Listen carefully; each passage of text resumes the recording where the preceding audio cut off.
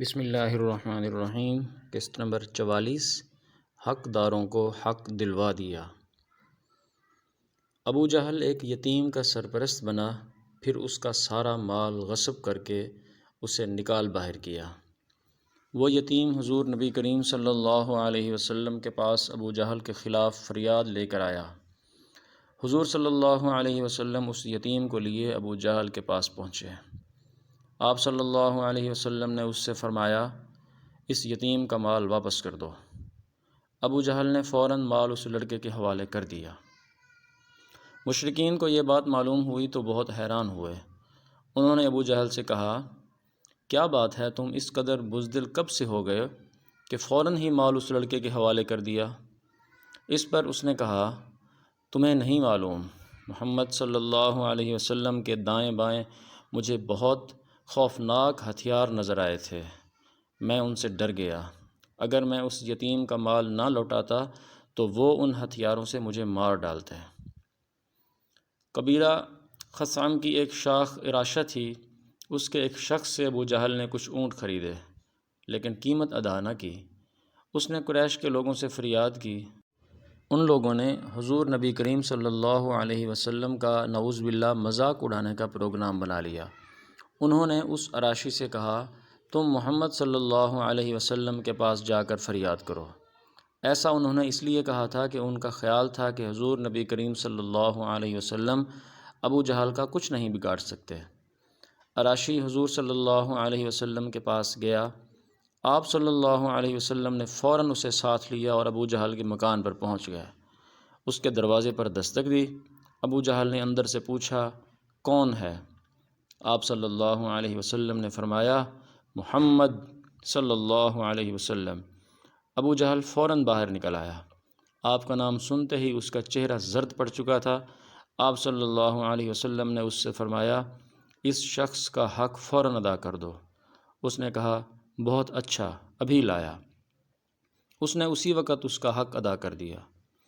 اب وہ شخص واپس اس قریشی مجلس میں آیا اور ان سے بولا، اللہ تعالیٰ ان کو جزائے خیر دے، اللہ کی قسم انہوں نے میرا حق مجھے دلوا دیا۔ مشرک لوگوں نے بھی اپنا ایک آدمی ان کے پاس بھیجا تھا اور اس سے کہا تھا کہ وہ دیکھتا رہے حضور صلی اللہ علیہ وسلم کیا کرتے ہیں۔ چنانچہ جب وہ واپس آیا تو انہوں نے اس سے پوچھا، ہاں، تم نے کیا دیکھا؟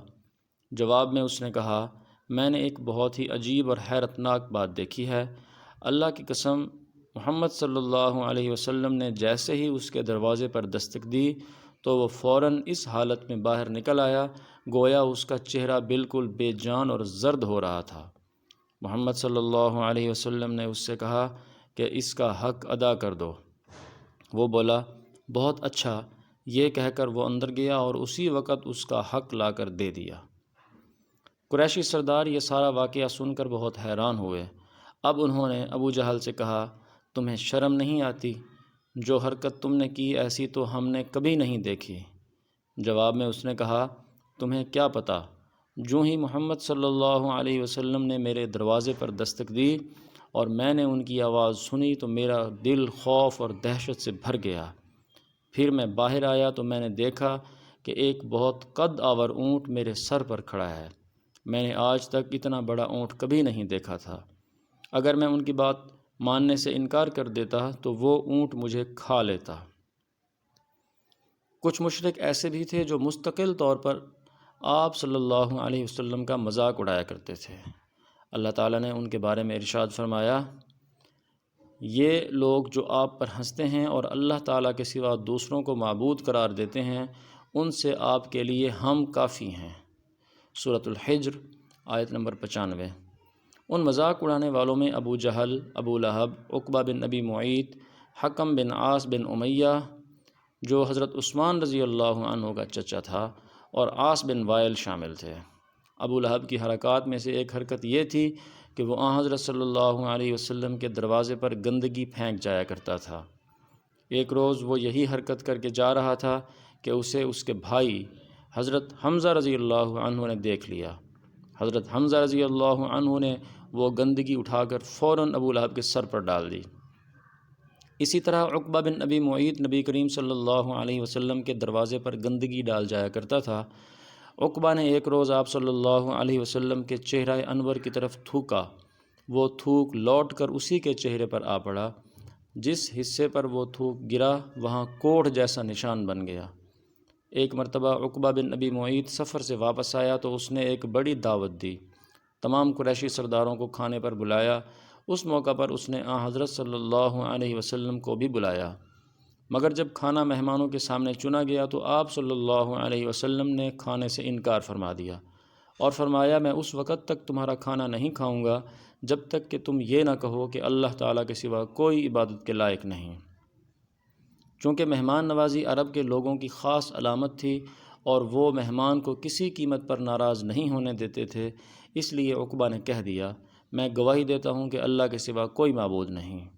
یہ سن کر آپ صلی اللہ علیہ وسلم نے کھانا کھا لیا۔ کھانے کے بعد سب لوگ اپنے گھر چلے گئے۔ عقبہ بن ابی معیط ابی بن خلف کا دوست تھا۔ لوگوں نے اسے بتایا کہ عقبہ نے کلمہ پڑھ لیا ہے۔ ابی بن کعب اس کے پاس آیا اور بولا، عقبہ کیا تم بے دین ہو گئے ہو؟ جواب میں اس نے کہا، خدا کی قسم میں بے دین نہیں ہوا، یعنی مسلمان نہیں ہوا۔ بات صرف اتنی سی ہے کہ ایک معزز آدمی میرے گھر آیا اور اس نے یہ کہہ دیا کہ میں جب تک اس کے سامنے توحید کی گواہی نہیں دوں گا وہ میرے ہاں کھانا نہیں کھائے گا۔ مجھے اس بات سے شرم آئی کہ ایک شخص میرے گھر آئے اور کھانا کھائے بغیر چلا جائے، اس لیے میں نے وہ الفاظ کہہ دیے اور اس نے کھانا کھا لیا، لیکن سچ یہی ہے کہ میں نے وہ کلمہ دل سے نہیں کہا تھا۔ یہ بات سن کر ابی بن خلف کا اطمینان نہ ہوا۔ اس نے کہا، میں اس وقت تک نہ اپنی شکل تمہیں دکھاؤں گا اور نہ تمہاری شکل دیکھوں گا جب تک کہ تم محمد صلی اللہ علیہ وسلم کا منہ نہ چڑھاؤ، ان کی طرف نہ تھوکو اور ان کے منہ پر نہ مارو۔ یہ سن کر عقبہ نے کہا، یہ میرا تم سے وعدہ ہے۔ اس کے بعد جب حضور نبی کریم صلی اللہ علیہ وسلم اس بدبخت کے سامنے آئے، اس نے آپ کا منہ چڑھایا، آپ کے چہرہ انور کی طرف تھوکا، لیکن اس کا تھوک آپ کے چہرہ مبارک تک نہ پہنچا بلکہ خود اس کے منہ پر آ گرا۔ اس نے محسوس کیا گویا آگ کا کوئی انگارہ اس کے چہرے پر آ گیا ہے۔ اس کے چہرے پر جلنے کا نشان باقی رہ گیا اور مرتے دم تک رہا۔ اسی عقبہ بن ابی معیط کے بارے میں سورہ فرقان کی آیت 37 نازل ہوئی، جس کا ترجمہ ہے، جس روز ظالم اپنے ہاتھ کاٹ کاٹ کھائے گا اور کہے گا، کیا ہی اچھا ہوتا میں رسول کے ساتھ دین کی راہ پر لگ جاتا۔ اس آیت کی تفسیر میں لکھا ہے، جس روز ظالم آدمی جہنم میں کہنی تک اپنا ہاتھ دانتوں سے کاٹے گا، پھر دوسرے ہاتھ کو کاٹ کر کھائے گا، پھر جب دوسرا ہاتھ کھا چکے گا اور پہلا پھر اگائے گا اور وہ اس کو کاٹنے لگے گا، غرض اسی طرح کرتا رہے گا۔ اسی طرح حکم بن عاص بھی حضرت صلی اللہ علیہ وسلم کے ساتھ مسخرہ پن کرتا تھا۔ ایک روز آپ چلے جا رہے تھے، یہ آپ کے پیچھے چل پڑا۔ آپ صلی اللہ علیہ وسلم کا مذاق اڑانے کے لیے منہ اور ناک سے طرح طرح کی آوازیں نکالنے لگا۔ پھر آپ چلتے چلتے اس کی طرف مڑے اور فرمایا، تو ایسا ہی ہو جا۔ چنانچہ اس کے بعد یہ ایسا ہی ہو گیا کہ اس کے منہ اور ناک سے ایسی ہی آوازیں نکلتی رہتی تھیں۔ ایک ماہ تک یہ بے ہوشی کی حالت میں رہا۔ اس کے بعد مرنے تک اس کے منہ اور ناک سے ایسی ہی آوازیں نکلتی رہیں۔ اسی طرح عاص بن وائل بھی آپ صلی اللہ علیہ وسلم کا مذاق اڑایا کرتا تھا۔ وہ کہا کرتا تھا، محمد صلی اللہ علیہ وسلم اپنے آپ کو اور اپنے ساتھیوں کو نعوذ باللہ یہ کہہ کر دھوکہ دے رہے ہیں کہ وہ مرنے کے بعد دوبارہ زندہ کیے جائیں گے۔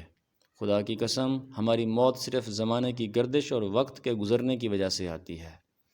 اسی عاص بن وائل کا ایک اور واقعہ ہے۔ حضرت خباب بن ارت رضی اللہ عنہ مکہ میں لوہار کا کام کرتے تھے، تلواریں بناتے تھے۔ انہوں نے عاص بن وائل کو کچھ تلواریں فروخت کی تھیں۔ ان کی اس نے ابھی تک قیمت ادا نہیں کی تھی۔ خباب بن ارت رضی اللہ عنہ اس سے قیمت کا تقاضا کرنے کے لیے گئے تو اس نے کہا، خباب تو محمد صلی اللہ علیہ وسلم کے دین پر چلتے ہو، کیا وہ یہ دعویٰ نہیں کرتے کہ جنت والوں کو سونا، چاندی، قیمتی کپڑے، خدمت گار اور اولاد مرضی کے مطابق ملے گی؟ سیرت کا یہ مبارک سلسلہ جاری ہے۔ آپ سے گزارش ہے کہ چینل کو سبسکرائب کریں، ویڈیو کو لائک کریں اور اسے دوستوں کو شیئر کریں۔ جزاکم اللہ خیر۔